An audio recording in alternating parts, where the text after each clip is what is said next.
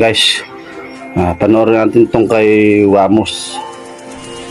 Anong laro natin? Talagang pinagandaan tong ginagawa niya. Yung Kaya mo yan. Ano, game? ayan guys.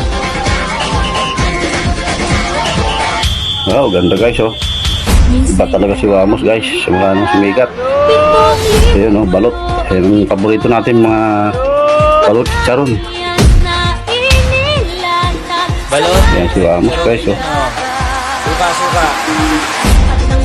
Grabe talaga maka-Pilipino siya guys. Yan, taho. Oh yan guys. Ayan. Sarap din yan. Talagang itong si Wamos ay maka-Pilipino. Ayan, jeep. Ayan, dyan ako madalas sumasakay. Bira mo naging driver din si Wamos. Ayun, yung ibenta sa kanto. Tiktak ang tawag dyan, o katok. Tricycle driver pa, kita talagang Wamos. So talagang pinagantan to ni Wamos. Ay, mitis mo ka pa, grabe.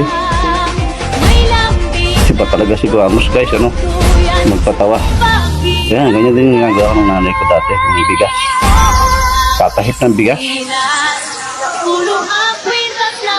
Iba talaga si Wamos. Mga nag-umpisa lang siya sa maliit, ngayon eh, malaki na siya. At kumikita na ng milyon. Iba talaga pag pinagpalo ni Lord, ano? Yan ang mga pagkain ng mga Pilipino. Talagang makikita mo sa Wamos yung pagka-Pilipino. Binigyan siya ni Lord ng magandang buhay.